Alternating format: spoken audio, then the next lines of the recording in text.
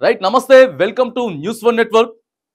ఇక భారతదేశంలో ఏ రాష్ట్రంలో ఏ పార్టీ అధికారంలో ఉన్నా రాష్ట్ర ప్రభుత్వాలతో పాటు కేంద్ర ప్రభుత్వం కూడా పెద్ద ఎత్తున నిధులు కేటాయించడం కానీ లేకపోతే జాగ్రత్తలు వహించే విషయంలో ప్రధానంగా వైద్యం, విద్య ఈ రెండిటికి పెద్దపీట వేస్తూ ఉంటుంది.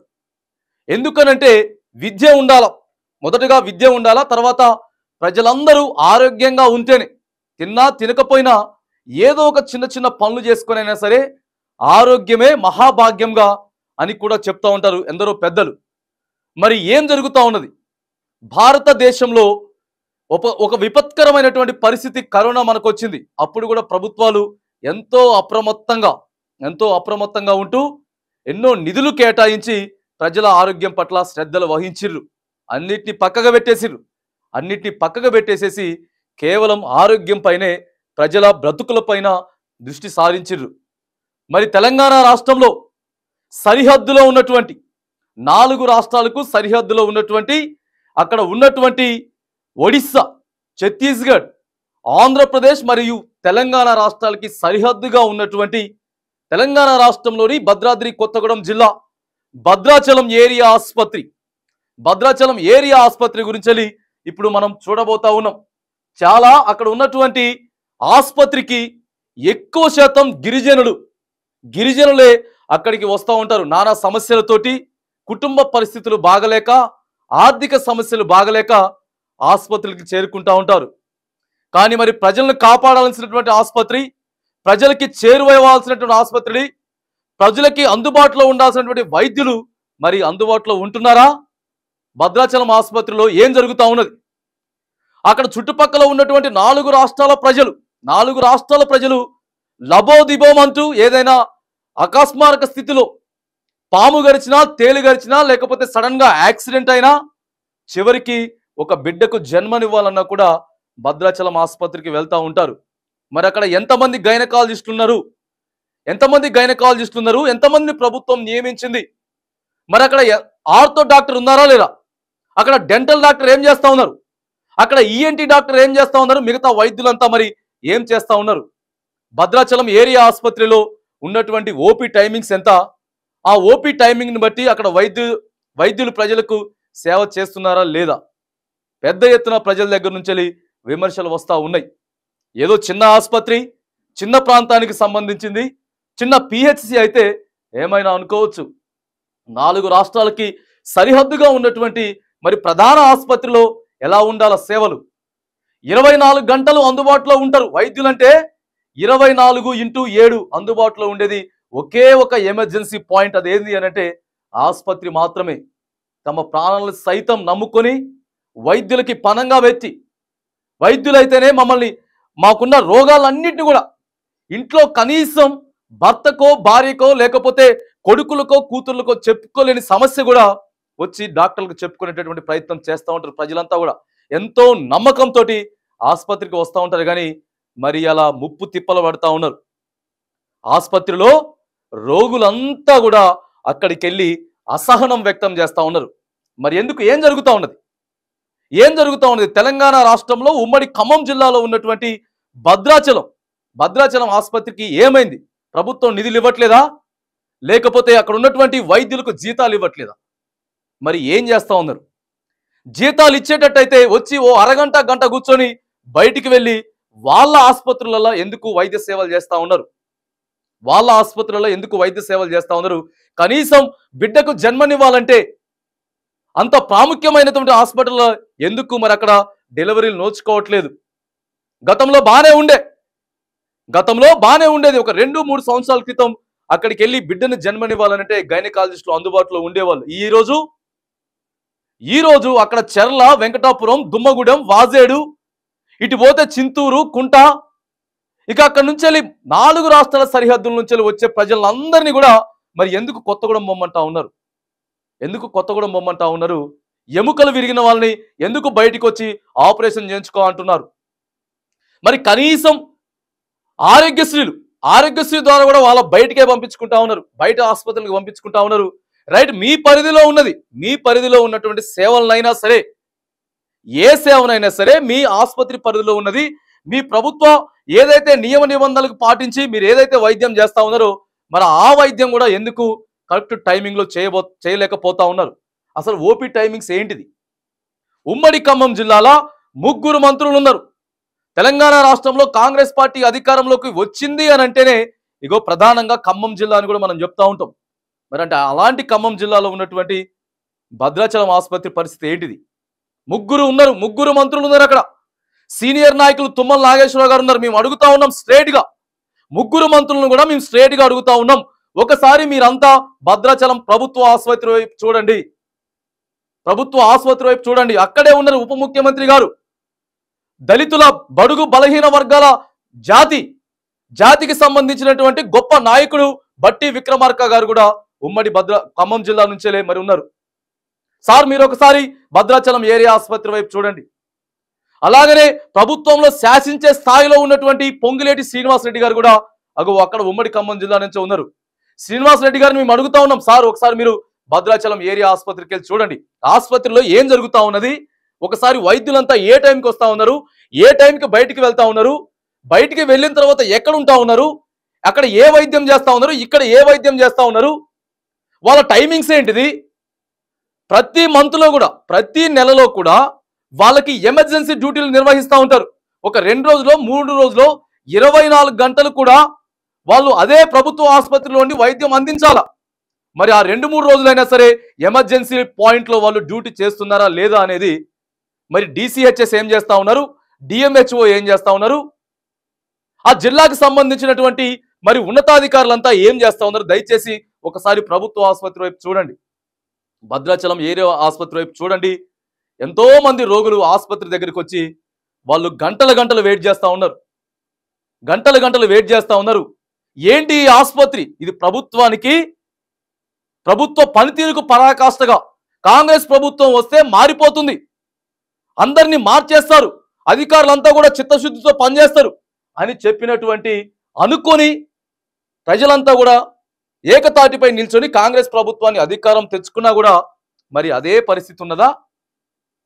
మళ్ళీ అదే పరిస్థితి రిపీట్ అవుతుందని చెప్పి అక్కడ ప్రజలు మాట్లాడుకుంటా ఉన్నారు. మరి వైద్యం ఆరోగ్యం అంటే మరి మనం ఎలా సేవ చేయాలి? ఒక ప్రభుత్వ వైద్యునిగా నియమించబడినంటే అది ఎంతో గొప్ప విషయం. పేద ప్రజలకి సహాయం చేయాలనంటే అది దేవుడిచ్చినటువంటి గొప్ప వరం. మరి అలాంటి ఉద్యోగాన్ని అలాంటి బాధ్యతను మనం విస్మరిస్తామన్నామా అనేది ఒకసారి ఎవరికి వారు అక్కడ భద్రాచలం ఆసుపత్రిలో పనిచేస్తున్నటువంటి వైద్యులంతా కూడా ఒకసారి దయచేసి మీరు కూడా ఆలోచన చేసుకోండి, ఒకసారి దానికి సంబంధించినటువంటి వార్త మనం ఒకసారి చూద్దాం. దానికి సంబంధించినటువంటి వార్త ఒకసారి మనం చూద్దాం. ప్రభుత్వ ఏరియా ఆసుపత్రి వైద్యం పేదలకు అందని ద్రాక్షాయేనా? ప్రభుత్వం చూడండి ఒకసారి ప్రజలారా, ప్రభుత్వ వైద్యం ప్రజలకు అందని ద్రాక్షాయేనా? ఎప్పుడు లాగానే ఇట్లనే మరి ఆడికి పోవాలి, ఆడికి పోయిన తర్వాత వైద్యులతో ఫ్రీగా మాట్లాడాలి, ఉండాలా. దాదాపుగా ఉదయం 9 గంటల నుంచి వెళ్ళి సాయంత్రం 4 గంటల వరకు అక్కడ ఓపీ డాక్టర్లు ఖచ్చితంగా హాస్పిటల్లో ఉండాలి, హాస్పిటల్లో ఉండాల్సినటువంటి పరిస్థితి ఉంటుంది. మనం ఏదో ఆ చిన్న చితక ఉద్యోగాలు మనం చేస్తలేం, ఏదో అల్లాటప్ప ఉద్యోగాలు చేస్తలేం, సరదాగా ఆడుకునే పాడుకునే శాఖలో మనం లేము, ఆ రంగంలో మనం లేము. 24 గంటలు పేద ప్రజలకి అందుబాటులో ఉండాలి, పేద ప్రజల ఆరోగ్యమే లక్ష్యంగా, పేద ప్రజల జీవితాలే లక్ష్యంగా మనం ఇలా పనిచేయాల్సినటువంటి శాఖలు, అత్యున్నతమైనటువంటి శాఖలో మనం పనిచేస్తున్నప్పుడు మనం ఎలా పనిచేయాలనేది మరి మేము కూడా ఎక్కడొకసారి అడుగుతా ఉన్నాం. ఎంతమంది డాక్టర్లు ఉన్నారు అక్కడ, ఎంతమంది గైనకాలజిస్ట్ ఉన్నారు, ఆర్థో డాక్టర్ ఎవరు, డెంటల్ డాక్టర్ ఎవరు, ENT డాక్టర్ ఎవరు, ఏం చేస్తూ ఉన్నారు, ఏం జరుగుతూ ఉన్నది అనేది అక్కడ ప్రజలంతా కూడా మనతో మాట్లాడుతూ ఉన్నారు, మనతో చెప్తా ఉన్నారు, వాపోతా ఉన్నారు, వాళ్ళ బాధలని చెప్తా ఉన్నారు. ప్రధానంగా మనం మాట్లాడేది ఏంటిది అంటే పెద్ద ఆసుపత్రి, 4 రాష్ట్రాలని కలుపుకొని ఉన్నటువంటి ఆసుపత్రి మరి ఏ రేంజ్లో ఉండాలి? మరి అధికారుల లోపం ఉన్నదా, లేకపోతే అక్కడ ఉన్నటువంటి పాలించేటటువంటి నాయకులు మంత్రుల లోపం ఉన్నదా, ఎవరి లోపం ఉన్నది అనేది మరి అక్కడ సూపరింటెండెంట్ గారు ఏం చేస్తా ఉన్నారు? సూపరింటెండెంట్ గారికి ఇదంతా తెలుసునా తెలియదా? మరి చూసి చూడనట్లు సూపరింటెండెంట్ గారు కూడా వ్యవహరిస్తా ఉన్నాడా? ఎందుకు పటిష్టం చేయట్లేదు? ఎందుకు పై అధికారులకు రిపోర్ట్ ఇవ్వట్లేదు? ఏం చేస్తా ఉన్నారు వీళ్ళంతా అనేది కూడా ఇగో ఇక్కడ ముక్తకంఠంగా అక్కడ ఉన్నటువంటి జిల్లా ప్రజలంతా కూడా మాట్లాడుకుంటా ఉన్నారు. 4 రాష్ట్రాల ప్రజల గురించి ఆ జిల్లా అంతా కూడా మాట్లాడుకునేటటువంటి సందర్భం మనం ఇక్కడ చూస్తా ఉన్నాం. అన్ని ఉన్నా అల్లుడి నోట్లో శని ఉన్నట్లు భద్రాచలం ప్రభుత్వ ఏరియా ఆసుపత్రి తీరు. వైద్యం అందక లబోదిబో అంటున్న పేద రోగులు, సమయపాలన పాటించిన డ్యూటీ డాక్టర్లు, ఓపీ డాక్టర్ల కోసం గంటల తరబడి వేచి ఉంటున్న రోగులు, పేరుకే స్పెషలిస్ట్ డాక్టర్లు వైద్యం చేయరు. బోర్డుల మీద ఎమర్జెన్సీ దర్శనమిస్తుంది. ఎమర్జెన్సీ ఉన్న రోగులకు అక్కడ చికిత్స చేయరు. ఎమర్జెన్సీ ఉన్న దగ్గర చికిత్స చేయరట. స్కానింగ్ ఎక్స్రే అవకాశం ఉన్నా బయటకు పంపిస్తున్నారు. ఆర్థోపెడిక్ డాక్టర్ల ఇష్టారాజ్యం. అంటే ఏం చేయాలంటే ఇక్కడ స్కానింగ్ కి ఎక్స్రేకి ఏం చేయాలంటే డాక్టర్ రోగు వచ్చుడితోటే అక్కడ నుంచి వెళ్ళి ఈడ లేదు బయట ఆసుపత్రికి పోయి తీసుకొని రా.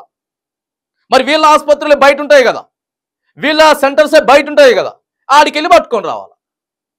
ఆడికెళ్ళి 300 ఇచ్చి ఎక్స్రే తెచ్చుకోవాలా, 1000 రూపాయలు ఇచ్చి స్కానింగ్ తెచ్చుకోవాలా. నీ ఆసుపత్రిలో నీ దగ్గర అందుబాటులో ఉన్నప్పుడు ప్రభుత్వం నీకు మిషనరీ మొత్తం కేటాయించినప్పుడు నువ్వెందుకు బయటికి పంపిస్తా ఉన్నావు? నీ దగ్గరకు వచ్చినప్పుడేమో చూసిచ్చున్నట్టుగా డాక్టర్ని వ్యవహరించేసేసి రోగిని పంపించేయడం. అదే నీ క్లినిక్ కి బయటికి వచ్చి ఓపీ పైసలు ఇచ్చి చూస్తే మాత్రానికి అప్పుడు మాత్రం మంచిగా చూడటం, పడుకోబెట్టి చూడడం, వేలకు వేలు మందులు రాసేయడం, వేలకు వేలు టెస్ట్లకు పైసలు రాసేయడం. ఇదా అండి ప్రభుత్వ వైద్యులు చేయాల్సినటువంటి పని? ప్రభుత్వ వైద్యులు చేయాల్సినటువంటి పని ఇదా అని మేము సూటిగా ప్రశ్నిస్తా ఉన్నాం, ఈ వేదికగా ప్రశ్నిస్తా ఉన్నాం. రోగులను సొంత క్లినిక్లకు మళ్లించడం, కంటి ఆపరేషన్ చేసే డాక్టర్లు ఇద్దరున్నా ఆపరేషన్లు చేయరు. ఇద్దరు ఈఎన్టీ స్పెషలిస్టులున్నా ఆపరేషన్లు చేయరట. కనీసం చికిత్స చేయరు. డెంటల్ డాక్టర్లు 3 ఉన్నా ఫలితం 0. డెంటల్ డాక్టర్లు 3 ఉన్నా ఫలితం 0. పంటి చికిత్సలు చేయరు. ఇక చూడండి, ఇదంతా మీరే చూడాలి. ఇగో ఇదే ఆసుపత్రి, ఇదే ఆసుపత్రి. ఇక రోగులు వెయిట్ చేస్తా ఉన్నారు. రోగులు ఇక్కడ వెయిట్ చేస్తా ఉన్నారు. లోపల కుర్జీ ఖాళీగా వెలవెల పోతా ఉన్నది, వెలవెల ఖాళీ పోతా ఉన్నది. మీకు ఇప్పుడు అవన్నీ చూపిస్తాను నేను. ఆ ఫొటోస్ అన్ని కూడా టైమింగ్స్తో ప్రకారం అక్కడ మీకు ఇప్పుడు చూపించే ప్రయత్నం చేస్తా. ఇక భద్రాచలంలో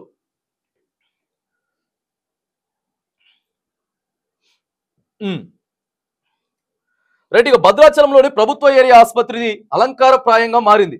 పేరులో మాత్రం ఏరియా ఆసుపత్రి అని ఉన్న చికిత్సలు జరపడంలో సున్నాగా మారింది. అన్ని ఉన్న అల్లుని నోట్లో శని ఉన్నట్లుగా ప్రభుత్వ ఏరియా ఆసుపత్రికి గాడిలో పెట్టి అధికారి కనిపించడం లేదు.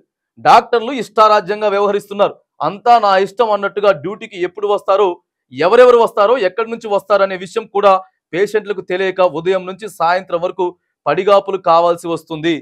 అసలే పరిస్థితి బాగలేక, కుటుంబ పరిస్థితి బాగలేదు. ప్రభుత్వం మీద నమ్మకం ఈ మధ్యలో వస్తూ ఉందండి, కొద్దిగా. ఈ మధ్యలోనే ఇంతకుముందు ప్రభుత్వ వైద్యం మీద నమ్మకం ఉండకపోయేది, వైద్యం మీద నమ్మకం ఉండకపోయేది. కానీ ఈ మధ్యలో కొద్దిగా ప్రభుత్వ కొన్ని హాస్పిటళ్లలో వసతులు మెరుగుపరుస్తూ ఉన్నారు కాబట్టి ఇప్పుడే వస్తూ ఉన్నారు. ఇక ఇదంతా చూస్తే ఆ పేరు కూడా మళ్ళీ పోయేటట్టు ఉన్నది. ఎవరు వస్తారండి ప్రభుత్వ ఆసుపత్రికి? కుటుంబ పరిస్థితులు బాగానేళ్ళు, ఇక వాళ్ళ పరిస్థితులు బాగానేళ్ళు మీ మీద నమ్మకంతో వస్తూ ఉంటే ఇవాళ మరి భద్రాచలం హాస్పిటల్ ఏం జరుగుతున్నది? ఇక రోగులు సతమతం అవుతున్నారు. కనీసం ఏ డాక్టర్ ఎప్పుడు వస్తారో తెలియని అయోమయ పరిస్థితి ఏర్పడింది. ఏరియా ఆసుపత్రిలో డాక్టర్ సమయపాలన పాటించడం లేదని, ఓపీ టైంలో ఏ డాక్టర్లు చూస్తారో అర్థం కాని పరిస్థితి ఏర్పడింది. ఎక్స్రే స్కానింగ్లు తీసే సదుపాయం ఏరియా ఆసుపత్రిలో ఉన్నా బయటకు రోగులను ఎందుకు పంపిస్తున్నారో అర్థం కావడం లేదు. ఇదంతా ఒక ఎత్తు అయితే, ఆర్థోపెడిక్ డాక్టర్లు మాత్రం సమస్యతో వచ్చిన రోగులను వారి సొంత క్లినిక్ కు రప్పించుకుంటా ఉన్నారట. చూడండి ఒకసారి, వాళ్ళ సొంత ఆసుపత్రికి రప్పించుకుంటా ఉన్నారట. ఆర్థోపెడిక్ డాక్టర్లు కాలిరుగో, చెయ్యిరుగో, బెనుకో, అదేయో ఇదైతే ఇక్కడ ఏం లేదు, మంచిగా లేదని చెప్పి ఇగో వాళ్ళ ఆసుపత్రికి తీసుకుపోతా ఉంది. ఏది వీళ్ళదే బయట ఉంటుంది కదా ప్రభుత్వ ఆసుపత్రి. వీళ్ళ ప్రభుత్వ ఆసుపత్రిలో పనిచేసే వైద్యుడిదే బయట ప్రైవేట్ ఆసుపత్రి ఉంటుంది. ఓ పెద్ద అట్టాసంగా ఉంటాయి వీళ్ళ హాస్పిటల్. ఇక ఆ హాస్పిటల్కి తీసుకుపోయి ఇంకా వాడిని 3-4 రోజులు ఉంచుకొని ఆపరేషన్లు చేయటం, అది ఇది చేసి ఇక ఆరోగ్యశ్రీ అయినా పర్లే, వాళ్ళ అకౌంట్లో పైసలు పడతాయి కాబట్టి ఇగో ఇవన్నీ చేస్తూ ఉన్నారు. ఇదంతా ఒక ఎత్తు అయితే, ఇక ఆర్థోపెడిక్ డాక్టర్లు మాత్రం సమస్యతో వచ్చిన రోగులను వారి సొంత క్లినిక్లకు రప్పించుకుంటున్నారు. కంటి డాక్టర్లు ఉన్నవారు ఏ రోజు కూడా కంటికి సంబంధించిన సమస్యలను పరిష్కరించిన దాఖలాలు కనిపించడం లేదు.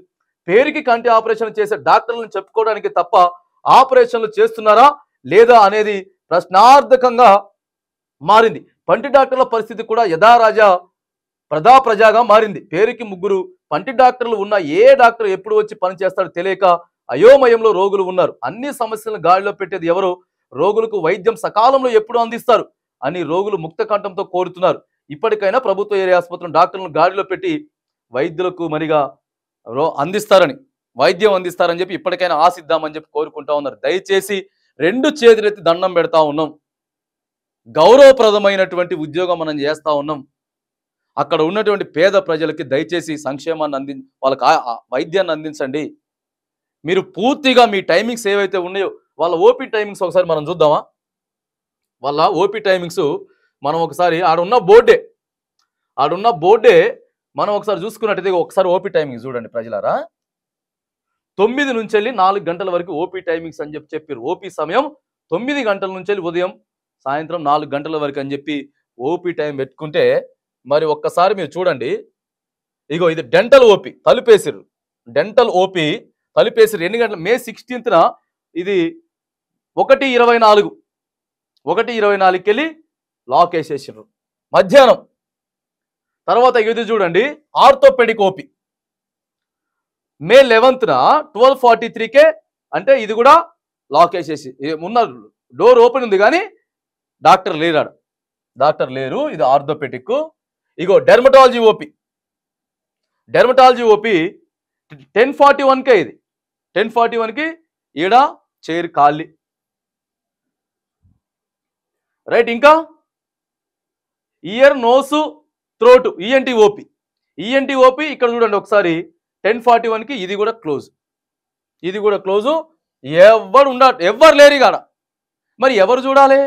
రోగులంతా ఇగో ఇట్లా కూర్చొని, వృద్ధులు వచ్చినా, వికలాంగులు వచ్చినా, లేకపోతే ఇక ముసలోళ్ళు వచ్చినా, ఎండాకాలం ఇదంతా చేసుకుంటా వాళ్ళంతా ఆగం అయిపోయి దూరాల నుంచి వెళ్ళి వాళ్ళు ఆటోలు కట్టుకొని లేకపోతే ఇంకోటి కట్టుకొని వాహనాలు పెట్టుకొని ఖర్చులన్నీ మీ మీద నమ్మకంతో వస్తే ఇంకో జరిగేది ఇది.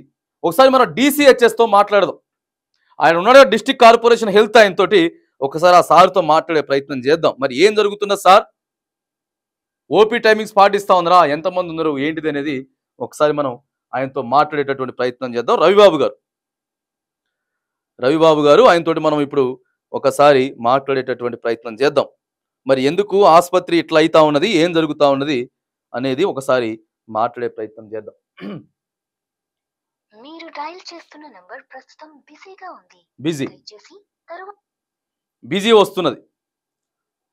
అక్కడ 4 రాష్ట్రాల సరిహద్దులతోటి, గిరిజనులతోటి వాళ్ళు చదువుకోక మీ మీద నమ్మకాలతోటి ఆడికేలి వస్తే ఇక అక్కడ ఏం జరుగుతూ ఉన్నది ఒకసారి చూడండి. అక్కడ పనిచేసే ప్రభుత్వ వైద్యులంతా కూడా పక్కన పెద్ద ప్రైవేట్ ఆసుపత్రులు అదే భద్రాచలం టౌన్లో పెట్టుకొని ఇక్కడికి వచ్చిన వాళ్ళందరినీ కూడా ఆడికి తీసుకుపోవటం. ఇక్కడ కంటే ఇక్కడ 1-2 గంటలు ఉంటే ఆడికి పోయి మిగతా సమయాన్ని అంతా కూడా మరి అక్కడ కేటాయిస్తూ ఉంటే మరి DCHS గారు ఏం చేస్తూ ఉన్నారు, DMHO గారు ఏం చేస్తూ ఉన్నారు, కలెక్టర్ గారు ఏం చేస్తూ ఉన్నారు, మిగతా సంబంధిత అధికారులంతా కూడా ఏం చేస్తూ ఉన్నారు? దీన్నంతా కూడా రూపు మాపాల. భద్రాచలం టౌన్ వేదికగా జరుగుతున్నటువంటి ఇగో వీళ్ళందరిది కూడా ఆపాల. వాళ్ళ డ్యూటీ సక్రమంగా చేసుకునేటటువంటి ప్రయత్నం చేయాలా. లేకపోతే బాజాప్తా కూడా మనం ఖచ్చితంగా ప్రశ్నిస్తాం, బరాబరు మాట్లాడతామని కూడా చెప్తా ఉన్నాం. మరొకసారి బిజీ వస్తున్నది. DCHS గారితో మనం మాట్లాడే ప్రయత్నం చేస్తూ ఉంటే ఆయనది వెయిటింగ్ బిజీ వస్తూ ఉన్నది. మరొకసారి మాట్లాడదాం. ఎందుకనంటే మరి ఏం జరుగుతుంది సార్? మీ దృష్టికి వచ్చిందా లేదా? ఎవరైనా అసలు మీ దృష్టికి తీసుకొస్తే మీరేం చర్యలు తీసుకున్నారు? మీరు కనీసం సూపరింటెండెంట్ గారిని మాట్లాడి ప్రయత్నం చేసిర్రా? సూపరింటెండెంట్ గారితో మీరు మాట్లాడిర్రా? వైద్యులతో అప్పుడప్పుడు సమావేశం నిర్వహిస్తూ ఉన్నారా? ఎన్ని ఆపరేషన్లు చేసినాం, ఎన్ని సేవలు చేసినాం అనేటటువంటిది మరి ప్రణాళిక సిద్ధం చేసిరా లేదా అనేది ఒకసారి సార్తో మాట్లాడే ప్రయత్నం చేద్దాం. బిజీ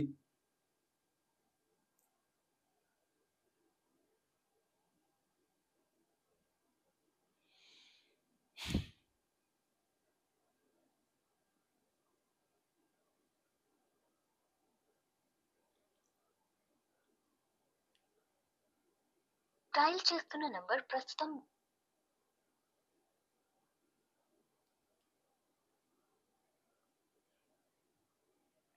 ఓకే, ఆయనే బిజీ వచ్చిందిగా మనం కాల్ చేసే ప్రయత్నం చేస్తాం సార్, మాట్లాడి చూద్దాం. Hello hello sir, good afternoon అండి. నమస్తే అండి, ఎవరండి? రైట్, నా పేరు జూపల్లి కిరణ్ సార్, జర్నలిస్ట్ మాట్లాడుతున్నా. మేము లైవ్ కాల్లో ఉన్నాం. లైవ్ అవును సార్, లైవ్ కాల్లో ఉన్నాం. చెప్పండి సార్. రవిబాబు గారేనండి, DCHS Bhadradri Kothagudem. Call cut చేసిర్రు. కాలు విన్న తర్వాత కూడా కట్ చేసిర్రు. మీరు డయల్ చేస్తున్న కట్ చేస్తా నంబర్ ఉన్నారు, ఇది ప్రస్తుతం పరిస్థితి. బిజీగా ఉంది.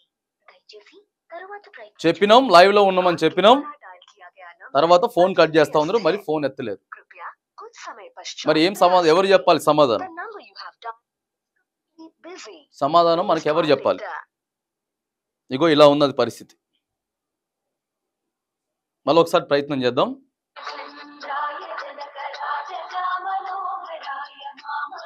చెప్పండి అని చెప్పేసి అన్నారు, మాట్లాడిండ్రు, ఫోన్ కట్ చేసారు, మళ్ళీ లిఫ్ట్ చేస్తలేదు. సార్ అక్కడ పరిస్థితి అట్లున్నది, పట్టించుకోండి సార్ అని చెప్పే ప్రయత్నం మనం చేస్తూ ఉంటే ఫోన్ లిఫ్ట్ చేయట్లేదు, లిఫ్ట్ చేసి కట్ చేసారు. ఇగో ఇది పరిస్థితి. ఇక ఎట్లా ప్రజలకు ఎట్లా వైద్యం అందుతుందండి ఈ రకంగా అయితే?